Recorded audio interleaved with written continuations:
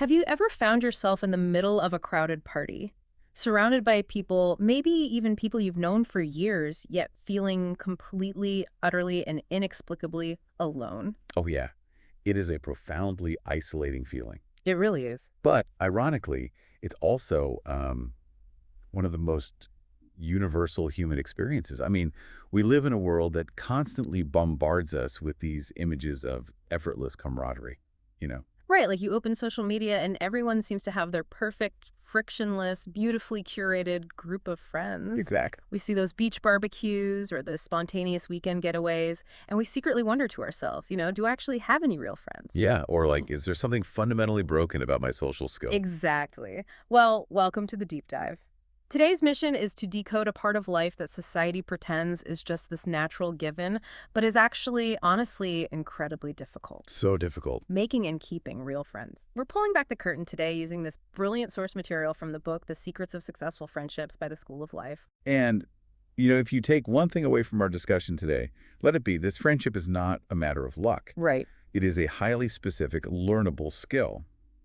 And that heavy, isolating feeling of loneliness you might be carrying, it's entirely possible that it's actually a hidden psychological asset. Okay, wait, I have to stop you there because that goes against literally everything we are taught. I know it does. Like, we treat loneliness like this glaring social failure. If you're sitting alone in your apartment on a Friday night, the cultural assumption is just that you are bad at being a person. So how can that possibly be a superpower? Well, we really need to completely reframe the mechanics of loneliness here. The core argument is that true friendship is exceedingly rare, mostly because the word friend itself is a dangerously ambiguous label. Ambiguous how? Well, we use the exact same noun to describe a casual acquaintance we get coffee with twice a decade and a soulmate who knows our absolute deepest, darkest fears. Oh, wow. Yeah, so we're slapping a single label onto a coworker who borrows our stapler and someone we'd actually trust with our life. Right. And that linguistic laziness causes massive internal distress. So if you are lonely, it's highly likely because you have an unusually expansive, grand, and ambitious idea of what a friendship should actually be. So you aren't lonely because you're broken. Exactly. You're lonely because you are refusing to accept cheap, counterfeit images of connection. Solitude is actually the incubator for a rich social life. It gives you the depth and original material required to eventually forge a true connection. Precisely. So it's kind of like, well, if you have an incredibly refined palate, right? Right. But you happen to be stuck in a town that only has fast food drive-thrus. It's not that you forgot how to eat or that your digestive system is broken. No, not at all. It's that you refuse to settle for the hyper-processed fake version of a meal. You are holding out for a meal that genuinely nourishes you. But the problem is that history has handed us some pretty terrible blueprints for how to find that meal. Like what? Well, consider the 16th century philosopher Montaigne. He had this legendary friendship with a man named Etienne de la Boétie. And when people asked Montaigne to explain why their bond was so profound, he famously said, "Because it was him, because it was me." I mean, that sounds beautiful on a greeting card. It's incredibly romantic. It is. But on a practical level, it's a total disaster of a philosophy. It is entirely passive. Because it just relies on fate. Exactly. Montaigne is essentially telling generations of people that finding a true friend is this mystical accident. You just wander around, cross your fingers, and hope the universe randomly drops a soulmate into your lap. And if you're just waiting around for lightning to strike, you're going to spend a lot of time standing in an empty field getting rained on. That is exactly right. So contrast that passive waiting with the 19th century romantic ideal of friendship, which was incredibly deliberate. Okay, how is it different? Think of the famous painting by Caspar David Friedrich called Two Men Contemplating the Moon. It shows two friends standing on a wooded hill in the dead of night, looking out at the sky, one with his arm resting on the other's shoulder. Okay, so they aren't at a tavern doing shots. They aren't even really looking at each other. Right, they are sharing an intensely deep connection by directing their attention toward a third majestic thing. Wow. Yeah, the painting commemorates Friedrich's friendship with a fellow painter who had passed away. They bonded over the solemn majesty of the moon, sharing poetry, discussing the nuances of their craft. Kind of supporting the architecture of each other's spirits in a way. Yes, it was an active, intentional communion of the mind. But if we're being realistic here, if we accept that true friendship requires this incredibly high standard, this deep communion of souls, Yeah. Isn't it kind of impossible to find one single human being who can provide all of that? Oh, it is entirely impossible. Okay, good to know. And that actually brings us to the biggest psychological trap of modern life. Society feeds us three massive, crushing false promises Which are? that our family, our romantic partners, and our jobs will fulfill all of our emotional needs. Oh man, the ultimate trifecta of modern pressure. Seriously. We expect our family to perfectly understand our quirks just because of shared DNA. We expect our lovers to be our best friends, our therapists, and our erotic partners all at once. And we expect our jobs to furnish us with a core identity and a sense of belonging. Right. And friendship uniquely spares us from all of that heavy machinery. It spares us from the claustrophobia of family dynamics. Which we all know too well. And it spares us from the intense jealousy and high biological stakes of romance. Plus, it spares us from the brutal status checks and hierarchical ladders of the workplace. But to harvest those benefits, we have to stop looking for one single best friend to be our everything. Exactly. We need different types of friends to cure very specific different types of loneliness. So what you're describing is less like finding a soulmate and more like building a diversified emotional investment portfolio. That is a perfect way to put it. Like you don't put your entire life savings into one single volatile stock. Right. So let's examine what a healthy portfolio should actually contain. First, you desperately need what the book calls a balancing friend. Okay, what does that mean? Well, human nature makes us assume we should exclusively seek out people who mirror our own personalities and tastes. But we actually need friends who represent the neglected, suppressed parts of our own psychology. Interesting. Do you have an example? Yeah. Consider the historical reality of the friendship between T.S. Eliot and Groucho Marx. Wait, what? I still can't wrap my head around this one. That's so weird, right? The incredibly serious, buttoned-up, Nobel Prize-winning poet T.S. Eliot and the cigar-chomping, chaotic, slapstick comedian Groucho Marx. Yes. They struck up a deeply affectionate correspondence and friendship in the 1960s. Yeah. And on paper, it makes zero sense. No sense at all. Eliot was intensely cerebral, obsessed with classical tradition, and raised in a highly restrained environment. Marx grew up in a financially strained home, dropped out of school at 12, and became a master of physical anarchy. So how did that work? Think about the psychological mechanism of persona. Eliot had to brutally suppress his inner clown and his desire for irreverence to become this respected cultural icon. Oh, I see. And Marx, who secretly harbored a lifelong desire to be a respected intellectual, had to suppress that earnestness to survive in vaudeville. So by becoming friends, they essentially gave each other permission to let the ghost out. Exactly. Eliot gets to experience anarchy without risking his reputation, and Marx gets to experience intellectual validation without feeling like an imposter. Wow. They acted as psychological counterweights. They really did. Now, in your portfolio, you also need the teasing friend. Teasing, like making fun of you. Well, sort of. We all have glaring character flaws that we are entirely blind to. But the human ego is incredibly fragile, right? Yeah. We view direct criticism as a literal threat to our status in the tribe. Oh, definitely. Someone criticizes me and I instantly get defensive. Right, because it triggers a fight or flight response in the amygdala. True friends bypass this defense mechanism through artful teasing. How does that look in practice? The source material shares an example of someone whose friend habitually avoids direct answers. Instead of angrily sitting him down and saying, "You are aggressively evasive," the friend affectionately dubs him the professor of prevarication. Oh, that's clever. It's a barb wrapped in intellectual flattery. Yes, and because it's delivered as a joke, it signals play to the brain. Which tells the amygdala, you're safe, I'm not kicking you out of the tribe, allowing the actual criticism to penetrate the ego. Exactly. It allows for moral correction without the devastating sting of humiliation. And finally, your portfolio must leave room for occasional friends and micro-friendships. Okay, occasional friends. Because I feel like we have this toxic modern metric that if you only see someone once a month for dinner, the friendship is somehow failing. We do. But the classical tradition argues that some friendships only survive because of the buffer of distance. Right. Like, you might have a friend whose conversation at a restaurant is absolutely electrifying.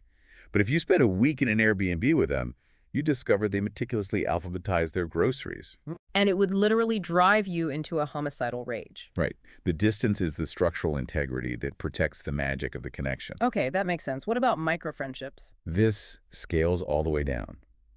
Think about those brief 30-second interactions in an elevator or a deeply sympathetic nod you exchange with a stranger struggling with a screaming toddler at the grocery store. I love those moments. They aren't just polite fictions. They compress an immense amount of human sympathy into a tiny, low-stakes interaction.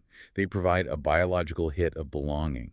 Reminding us that our complex humanity can be recognized even by someone who doesn't know our last name. Exactly. Okay, but if understanding this logically was enough, we wouldn't have an epidemic of isolation.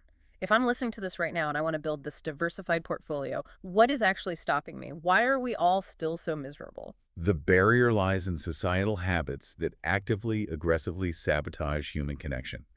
And the first great enemy of friendship is, ironically, the party. The party, the very institution we literally invented to socialize. Yeah. It is neurologically and psychologically the absolute worst environment for true sociability. Why is that? Because real connection requires extreme vulnerability. It requires exposing what is broken, confused, or terrified within us. A party demands the exact opposite. Right, it demands a fake, highly polished, normal facade. Exactly. The music is too loud, creating sensory overload. The lighting is designed for aesthetics, not intimacy. The social pressure forces us to lie about how we're actually doing. Because admitting despair next to a chocolate fountain breaks the unspoken social contract of the event. Right. You can't unpack your deep-seated fear of failure while yelling over a bass drop and holding a tiny lukewarm skewer of cheese. I mean, I've tried, and it doesn't go well. It never does. Yeah. The environment precludes the vulnerability. And that leads to the second major enemy, a profound lack of shared challenges. Shared challenges. Yeah, from an evolutionary standpoint, human bonds are forged in the fires of adversity. Think about your strongest memories of connection. Like surviving a grueling group project in school or navigating a chaotic trip where everything went wrong. Exactly. You bond over a shared struggle, which releases oxytocin. Yet in modern adult life, we meticulously handle all our difficult, stressful chores entirely alone. And then we invite a friend to a quiet, placid coffee shop to sit across a table and do nothing but talk. Right, so we are stripping away the very mechanism that builds trust. But wait, I have to push back on this. Are you suggesting I text a friend on a Tuesday and say, hey, I'm overwhelmed, want to come over, help me balance my budget, and fold this massive pile of laundry? Yes, I am. Because if someone sent me that text, I'd think they lost their mind. I know it sounds absurd, but only because we've sterilized our social lives. Doing life together, navigating the chaotic, unglamorous wrinkles of daily survival is how you prove to someone that they are safe in your presence. Okay, I see what you mean. When we hide our chaos, we succumb to the third, and perhaps most dangerous enemy, the illusion of normality. We desperately hide our madness from our friends, I guess, because evolutionary biology tells us that if the tribe sees how unstable we are, they will abandon us to the wolves. Exactly. We curate this shiny avatar of ourselves because the truth feels like a liability. Right. The source material illustrates this with a vivid, almost shocking example. Imagine a couple having a brutal, relentless argument. Okay. It escalates to such a fever pitch of frustration and despair that one partner, unable to process the emotion, bites their own hand until it physically bleeds. Oh, wow. That is incredibly intense and deeply fundamentally unrespectable. It is the pinnacle of unrespectability. Yeah. And it is precisely the kind of reality we systematically scrub from our social interactions. Because the next day we meet a friend and casually say, oh, my partner and I had a little disagreement. We hide the bite mark. Yes. But hiding these deeply unrespectable moments ironically prevents others from truly loving us. Because a friend is not someone who loves your polished avatar. Exactly.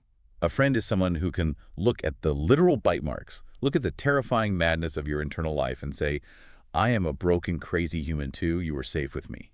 But to show those bite marks, to expose that level of madness, you have to have absolute certainty the other person isn't judging you or secretly feeling superior. Right. Which brings up envy. Ah. Envy is the silent, corrosive killer of adult friendships. When a friend gets a massive promotion, buys a beautiful house, or finds a deeply loving partner, a small part of our brain often panics. But we vehemently deny our envy because we think feeling it makes us inherently evil. We just smile and say congratulations through gritted teeth. While our stomach is completely tied in knots, why does their success feel like our failure? Yeah, why is that? The text makes a brilliant comparison to the emotional honesty of 4-year-olds. A 4-year-old will look you dead in the eye and admit they want to hit another kid over the head with a plastic shovel simply because the other kid has a better fire truck. That's hilarious and so true. They don't have the cognitive development to hide it. Right. Adults twist themselves into knots of polite, agonizing passive aggression. But we can't actually hit our friends with a shovel, so how do we process the envy without destroying the relationship? By understanding the psychological mask of envy.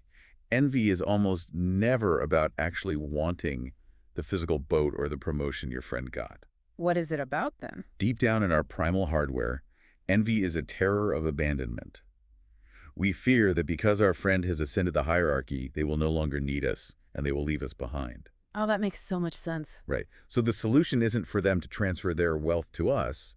The solution is for them to actively reassure us that they still love us, regardless of their elevated status. Okay, let's look at the toolkit. We know we need to avoid the sterile environment of parties, we need to stop hiding our bite marks, and we need to recognize envy as a fear of abandonment. Right. If you're listening to this and want to proactively build deeper connections, how do you actually do it? Well, the source material outlines some radical strategies, which they categorize as the friends of friendship. And the first tool, have an agenda. I'm sorry, absolutely not. If I sit down for a beer and my friend pulls out a printed agenda, I am walking out. I know, it sounds... That sounds completely sociopathic. Friendship is supposed to be organic and spontaneous. It sounds mercantile and corporate, I admit. But think about the reality of adult life. We have severely bounded lifespans and incredibly limited free time. That is true. We do not have the luxury of endless, aimless drifting for 3 hours, hoping a conversation eventually gets deep. Having an agenda doesn't mean a literal clipboard. Okay. It means knowing internally exactly what a specific friendship is for. Is this the friend I use to untangle the lingering trauma of my childhood? Or is this the friend I used to violently debate the merits of 1970s guitar solos? Exactly. Knowing the purpose honors the limited time you have together and stops you from being disappointed when a friend can't be all things at once. So it's less about a corporate meeting and more about setting the emotional terms of engagement before you even sit down. Precisely. Hmm? Now, the second tool is fundamentally changing our conversational habits. We have to globally ban the phrase, "What have you been up to?" Wait, that is basically 90% of all human interaction. If I can't ask what someone has been up to, what am I supposed to say? The problem with "What have you been up to?"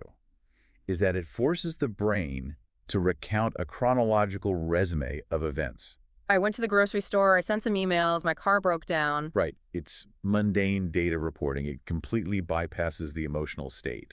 The text suggests radical pattern-breaking alternatives. Like what? Ask things like, what specific smells define this past month for you? Oh, interesting. Or what items from your wardrobe are you wearing the most right now? Or what would the 5-year-old version of you think about who you are at this exact moment? Those are actually brilliant because they act like a Trojan horse. Like if you ask me what I'm wearing most, I might pause and realize, you know what, I've been wearing my oversized, ratty gray sweater every single day because, honestly, I've been feeling incredibly vulnerable at work and I subconsciously want to hide. Exactly.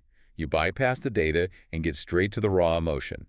You skip the small talk entirely. I love that. And to facilitate that kind of profound honesty, the book suggests a third, highly unconventional tool, horizontal conversations. Like horizontal, like physically lying down on the ground. Yes. Consider the historical evolution of therapy. When Sigmund Freud began his practice, he originally sat face-to-face in a chair across from his patients. Right. But he quickly realized that patients aggressively censored themselves when looking directly at his face. Because eye contact is exhausting. You're constantly monitoring the other person's microexpressions to see if they're judging you. It requires a massive amount of cognitive load. In the animal kingdom, direct eye contact is often a predator-prey dynamic. Freud realized that his patients were worried about shocking him, so they held back their darkest, truest thoughts. Wow. So to solve this, he invented the psychoanalytic couch. He had them lie down, looking up at the ceiling, effectively removing himself from their direct sightline. Taking away the visual feedback loop removes the fear of immediate judgment. It dramatically lowers cortisol and social friction. The source material suggests applying this to our friendships. After a dinner party, instead of sitting stiffly at the table, suggests turning off the harsh overhead lights and lying on the rug. I mean, it sounds deeply eccentric. It does. But staring into the gloom of the ceiling removes the suffocating pressure to arrange your face into a normal expression. It invites a level of brutal, beautiful honesty that sitting across a table simply prevents. I am genuinely going to try that. Like, dessert is cleared, everyone on the floor. Shit. But let's look at the reality of modern life for a second. Sometimes, despite understanding the mechanics, despite being willing to lie on the floor and share our bite marks, human friends just aren't physically available. Yeah, that happens. People move away. Life gets incredibly lonely. How do we survive those solitary stretches without feeling like our social portfolio is completely bankrupt? This is where we need to profoundly destigmatize solitary connections and beautiful substitutes for friendship. Historically, humans relied heavily on imaginary friends and deities. Like the god Enki in ancient Sumeria or Tangaroa in Polynesia, we usually categorize those purely as ancient religious frameworks. We do, but psychologically, they were brilliant adaptive coping mechanisms. They allowed isolated humans to split their minds into a speaker and a sympathetic, omniscient listener. Right. It allowed them to vocalize their deepest terrors to an entity that was constructed to be endlessly patient and kind. It is a stroke of psychological genius to externalize your internal dialogue when no one else is around. And we still utilize these proxies today, just in slightly different packaging. Exactly. The text highlights the profound, deeply misunderstood role of soft toys for adults. We culturally accept a toddler carrying a teddy bear, but the book mentions a 43-year-old corporate executive who comes home from an unimaginably high-stress job and cuddles a stuffed animal named Bernard the sheep. Because Bernard the sheep does not care about your missed KPIs or your quarterly earnings report. Exactly. Bernard acts as a physical proxy, allowing the executive to bypass their own harsh inner critic and deliver the nutrients of comfort directly to their own scared, exhausted mind. That's beautiful. And animals serve a similar powerful function. A dog is blissfully indifferent to your professional failures or your awkward social interactions. And a duck ambling by a pond couldn't care less about the fluctuating stock market. Right. Animals calm our nervous systems because they represent an entirely different biological perspective, where our human anxieties are mercifully irrelevant. Which naturally leads us to the most complex substitute of our era. I could pull out my phone right now and boot up an AI that will listen to me endlessly, remember every detail of my childhood trauma, and simulate perfect, unwavering sympathy. Yeah. From a mechanical standpoint, is AI the ultimate cure for loneliness? It is the ultimate simulation, but it harbors a fatal psychological flaw, a total and absolute lack of reciprocity. Meaning, the AI is never actually going to need me to do anything for it. An AI will never catch a brutal flu and desperately need you to bring a chicken soup. It will never go through a devastating breakup and need you to sit on the floor with it in silence while it cries. Right. Human joy, at its most fundamental biological level, is derived from acts of service. We are hardwired to find deep psychological satisfaction in alleviating the suffering of our tribe members. So AI will flawlessly cater to your every emotional whim, but it denies you the crucial human experience of making a tangible difference in someone else's life. It's exactly like playing a complex video game with God mode turned on. You can't take damage, you have infinite resources, and the game bends to your every desire. Yeah, and it's fun at first. It's incredibly fun for about 20 minutes. But eventually, you feel completely hollow and bored because without the risk of failure, without actual stakes, the victories mean absolutely nothing. We don't just need to be cared for, we actively need to be needed. Precisely.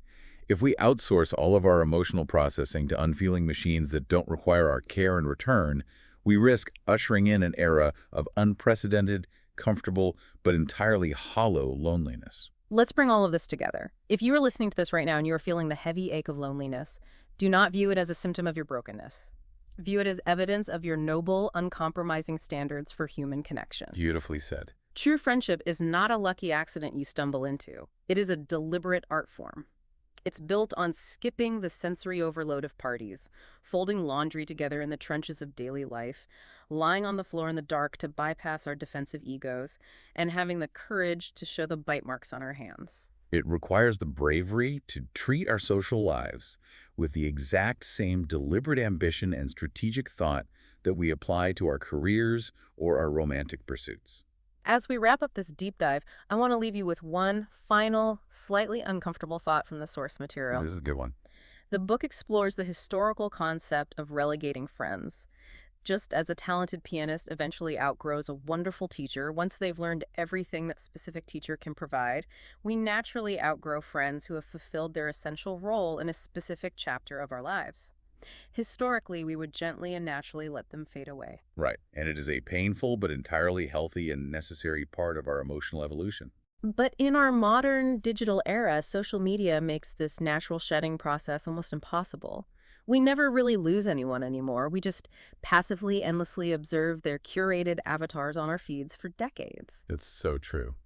So I ask you to ponder this as you go about your week. How is our digital hoarding of past friends preventing us from creating the emotional white space necessary to find the new friends we so desperately need today? Wow. The next time you find yourself scrolling through the lives of people you haven't shared a genuine vulnerability with in a decade, ask yourself, is this digital crowd the very thing keeping you alone at the party?